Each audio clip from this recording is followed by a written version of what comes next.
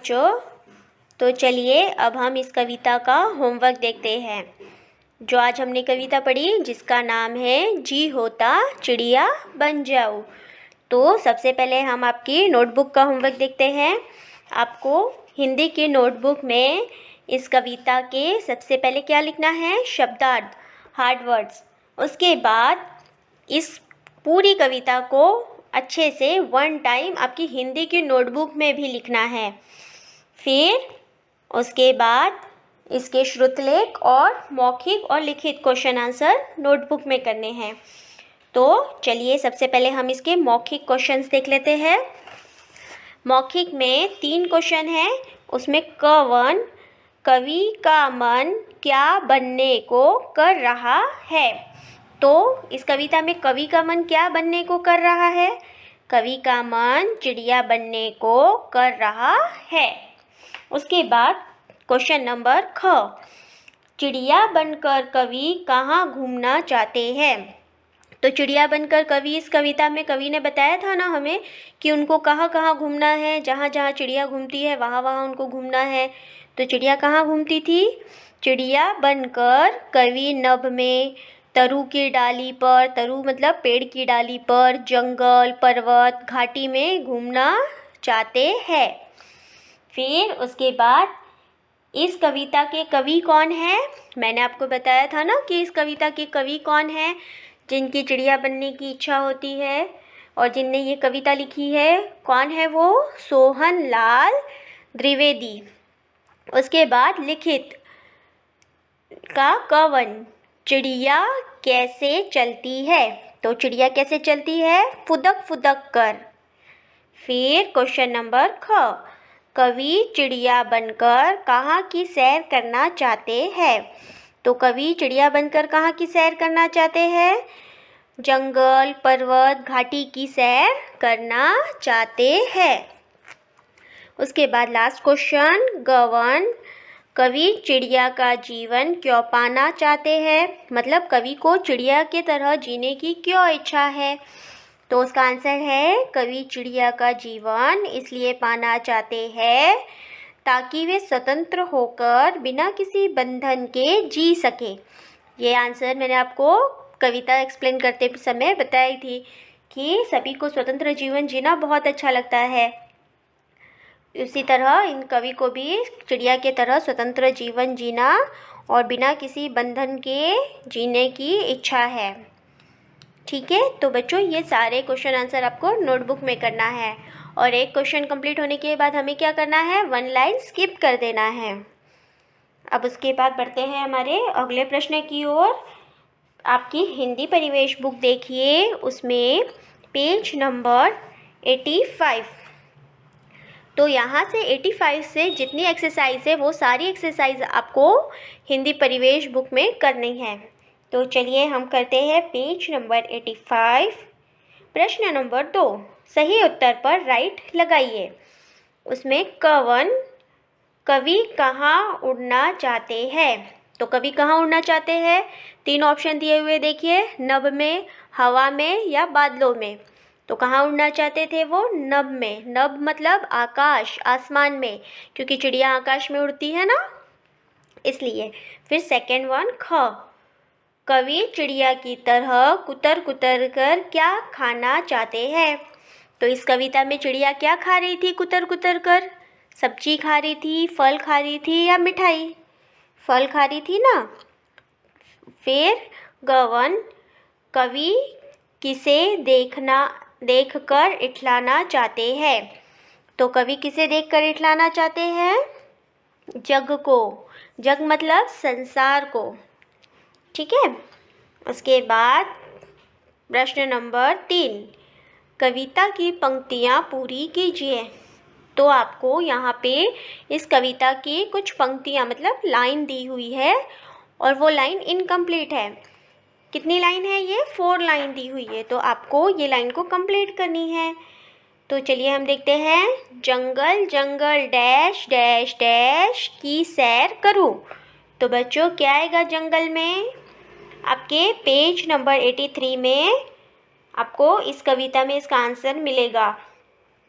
देखो वहाँ पे लिखा हुआ है जंगल जंगल में उड़ विचरू, पर्वत घाटी की सैर करूँ, सब जग को देखूं इठलाऊं, जी होता चिड़िया बन जाऊं। इस तरह ये कविता को यहाँ पे आपको कंप्लीट करना है, इसकी कुछ लाइन को। ठीक है, फिर नेक्स्ट है भाषा की बात। उसमें प्रश्न नंबर 1, नीचे दिए गए शब्दों में अंक की और चंद्र बिंदु, देखो आपको दिख रहा है की मात्रा लगाकर उसे हमें लिखना है। तो पहला है अनुस्वार। अनुस्वार में अंग की मात्रा आती है और चंद्र बिंदु आपको दिख ही रहा है, आधा चांद होता है, उसके ऊपर डॉट बना होता है। तो ठीक है, चलिए हम शब्द में वो लगाते हैं और कंप्लीट करते हैं। फर्स्ट है जगल। जगल मतलब कुछ होता है नहीं, इसमें हम अनुस्वार या चंद्र बिंदु लगाएंगे। क्या लगाएंगे? जंगल। तो आप बोल के देखिए, ज में देखो अंग आ रहा है, तो अंग की मात्रा आएगी, मतलब एक बिंदी आएगी, तो ज के ऊपर अनुस्वार लगेगा। उसके बाद जाऊ। जाऊ में ऊ में आ रहा है, अंग आ रहा है, जंग ऐसा होगा नहीं, तो उसमें क्या लगेगा? चंद्र बिंदु। बड़ा जो ऊ है उसके ऊपर चंद्र बिंदु लगेगा। फिर उसके बाद बधन। बधन, बधन होता है? नहीं होता है, बंधन होता है। तो ब के ऊपर ब का प्रोनाउंसिएशन करो अनुस्वार लगा के, बन। देखो उसमें अंग आ रहा है लास्ट में, बंग, है ना? तो इसमें क्या लगेगा? अनुस्वार। तो आपको क्या लगाना है? ब के ऊपर एक अनुस्वार वाला डॉट, एक बिंदी। फिर उसके बाद उसके बाजू में देखूं। देखूं, ख में क्या सा आएगा? चंद्र बिंदु। फिर उसके बाद स्वतंत्र, तो त के ऊपर देखो अनुस्वार आएगा, स्वतंत्र त, और त्र, इसका प्रोनाउंसिएशन आप करोगे तो इसमें अंग आएगा, अंग, स्वतंत्र। ऐसे आप बोल के देखोगे ना तो आपको इसका प्रोनाउंसिएशन में अंग की साउंड आएगा।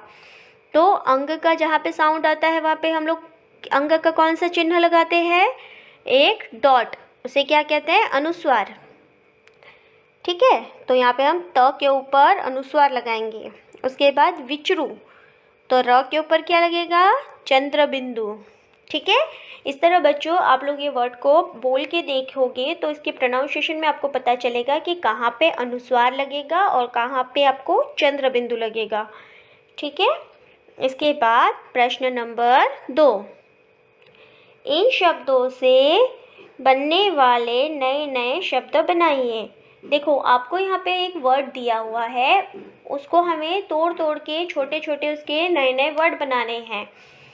तो फर्स्ट देखो यहाँ पे क्या लिखा हुआ है? दमकल। तो इसके कितने वर्ड बने हुए? 5 वर्ड बने हुए, दल, कमल, कम, कद और कल, ये इसके वर्ड बने हुए। उसके बाद नेक्स्ट है ताजमहल। तो ताजमहल के 5 नए वर्ड, इसी वर्ड में से आपको 5 नए वर्ड बनाने हैं। तो क्या बनेगा? तज, महल, जल, हल, हम। ये सारे जो वर्ड हैं ये मैंने ताजमहल से ही लिए हैं, उसमें से ही बनाए हैं। आगे पीछे ऐसे लेके आप लोग भी बनाओ, लेकिन जिसका अर्थ निकले। ठीक है, ऐसे ही वर्ड हमें बनाने हैं। उसके बाद आसमान। आसमान मतलब आकाश, ये एक वर्ड है, इसके भी हमें 5 वर्ड बनाने हैं। तो देखिए क्या क्या बन सकता है? मन, आन, सम, आस, समान, ये सारे वर्ड इस आसमान से ही हमने बनाए हैं। फिर नेक्स्ट है पेज नंबर 86, उसमें प्रश्न नंबर 3, कलश में लिखे वर्णों में आ या बड़ी ई की मात्रा लगाकर शब्द बनाइए। तो बच्चों आपको यहाँ पे कलश दिख रहा है, उसमें ना कुछ वर्ण लिखे हुए हैं, ऊपर आधे वर्ण है और नीचे उस कलश के आधे वर्ण है, मतलब कलश के 2 पार्ट है। फर्स्ट इसमें देखो न, ज, ल, त, प, ये वर्ण लिखे हुए, उसके नीचे च क द र, ये वर्ण लिखे। अब इन वर्णों में हमें क्या करेंगे, आ की मात्रा और बड़ी ई की मात्रा लगा के हम लोग शब्द बनाएंगे। ठीक है, तो पहला बना हुआ है देखो, ताज़ा और चीर, ये बना हुआ है। उसके बाद हम लोग और नए वर्ड बनाते हैं, जाल और जाली, फिर दाल और नीला, फिर नेक्स्ट है जार और कील। इस तरह इस कलश में जो वर्ण दिए हुए हैं उसमें मैंने क्या किया, आ की और बड़ी ई की मात्रा लगा के शब्द बनाए हैं, और ऐसे शब्द बनाए हैं जिसका अर्थ निकलता है। तो आप लोग अगर दूसरे बनाना चाहो इसमें ही तो आप बना सकते हो, लेकिन ध्यान रहे कि उसका कोई अर्थ होना चाहिए। ठीक है, उसके बाद प्रश्न नंबर 4, समान अर्थ वाले शब्दों को मिलाइए। तो ये क्या है, समान अर्थ वाले शब्द मतलब हार्ड वर्ड्स जो हमने लर्न किए थे ना, वही है, उसके अर्थ भी दिए हुए सामने। तो हमें क्या करना है, इसे मैच करना है। तो चलिए हम करते हैं फर्स्ट, नभ। नभ मतलब आकाश, देखो मैच किया हुआ है। उसके बाद डाली, डाली मतलब क्या आएगा, डाली का जो पेड़ की डालियाँ होती है ना, ब्रांचेस, उसे क्या कहते हैं, टहनी। उसके बाद तरु, तरु मतलब पेड़। फिर नेक्स्ट है पर्वत, पर्वत यानी पहाड़। और जग, जग मतलब संसार। और स्वतंत्र, स्वतंत्र यानी आज़ाद। इस तरह इसे आपको यहाँ पे मैच करना है। अब बढ़ते हैं हमारे अगले प्रश्न की ओर, जो है प्रश्न नंबर 5, चित्र देखिए और वचन बदलिए। तो आपको क्या करना है, चित्र देखना है। चित्र देखते ही आप समझ जाओगे कि ये एक वचन है या बहुवचन। एक वचन यानी एक और बहु यानी बहुत सारे। तो आपको चित्र में देखना है कि वो एक वचन है या बहुवचन, और वो देख के वहाँ पे हमें लिखना है। तो फर्स्ट वन देखिए, 3 चिड़िया है। तो क्या हुआ, ये एक से ज़्यादा है, यानी कौन सा हुआ, ये बहुवचन। तो यहाँ पे देखो लिखा भी हुआ है चिड़िया। उसके बाद एक लड़का है, तो ये कौन सा वचन हुआ, एक वचन। तो हम यहाँ पे क्या लिखेंगे, बच्चा। अगर यहाँ पे एक से ज़्यादा होते तो हम क्या लिखते, बच्चे। फिर उसके बाद एक ही तोता है, तो हम यहाँ पे क्या लिखेंगे, तोता। अगर यहाँ पे एक से ज़्यादा होते तो हम क्या लिखते, तोते, तोते। फिर उसके बाद एक क्या बना हुआ है, टहनी, पेड़ की डाली है ना, तो यहाँ पे कितनी है टहनी, एक ही है। तो हम यहाँ पे क्या लिखेंगे, टहनी। उसके बाद देखो मछली कितनी है, एक से अधिक है ना, एक से ज़्यादा है। तो हम यहाँ पे क्या लिखेंगे, मछलिया। ल में एक छोटी ई की मात्रा और या के ऊपर चंद्र बिंदु। उसके बाद नेक्स्ट है चूहे, देखो एक से ज़्यादा है, तो यहाँ पे हम क्या लिखेंगे, चूहे। इस तरह हमें चित्र देख के वचन को याद ध्यान में रखते हुए हमें उनके नाम लिखने हैं। फिर प्रश्न नंबर 6, चित्र देखिए और सही शब्द पर राइट लगाइए। आपको क्या करना है, चित्र देखना है, उसके आगे आपको 2 वर्ड दिए हुए हैं, उसमें से जो सही है उसके आगे हम क्या करेंगे, टिक करेंगे। तो पहला क्या बना हुआ है, देखो चिड़िया, चिड़िया का चित्र दिख रहा है, और पहला क्या लिखा है ऑप्शन उसमें, चिड़िया, और सेकेंड है चिड़िया, ढ नहीं है, डी है, ढक्कन का। तो कौन सा राइट आंसर होगा, फर्स्ट वन, है ना। उसके बाद एक और चिड़िया है, बट वो क्या कर रही है, उड़ रही है ना। तो क्या आएगा, उड़ना आएगा, उड़ना या उड़ना, उड़ना, उड़ना, कौन सा आएगा, सेकेंड वन। फिर उसके बाद नेक्स्ट है, आपको और दिया हुआ है पेज नंबर 87 में, एक लड़का है जो पढ़ रहा है। तो क्या आएगा, पढ़ना या पढ़ना, क्या आएगा, फर्स्ट वन आएगा ना, पढ़ना। उसके बाद नेक्स्ट है बूढ़ा, तो बूढ़ा का क्या आएगा, बुढ़ा आएगा या बूढ़ा आएगा, डा आता है, बुढ़ा हम ऐसे बोलते, बुढ़ा नहीं बोलते हैं ना, तो क्या आएगा वहाँ पे? बूढ़ा, ढक्कन वाला। तो वो कहाँ लिखा हुआ है? सेकंड ऑप्शन में।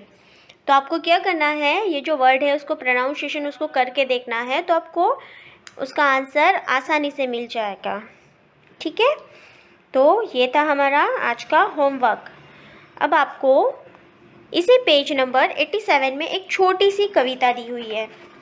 देखो, दिख रही है कविता, याद कीजिए और कक्षा में सुनाइए।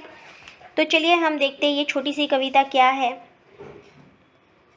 बड़ी सलोनी मेरी चिड़िया मुझको रोज जगाती है, सूरज के उगने से पहले रोज सुबह उठ जाती है।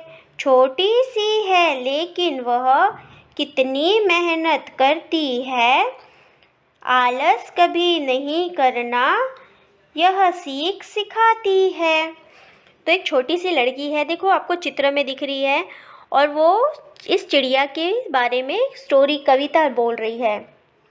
क्या बोल रही है कि उसकी चिड़िया बड़ी सलोनी, बड़ी अच्छी है, जो रोज़ सुबह जल्दी से उठ जाती है और सबको जगाती है। मतलब जो लड़की है उसको रोज़ जगाती है, और वो जो सूरज है ना, उसके निकलने से पहले ही चिड़िया उठ जाती है।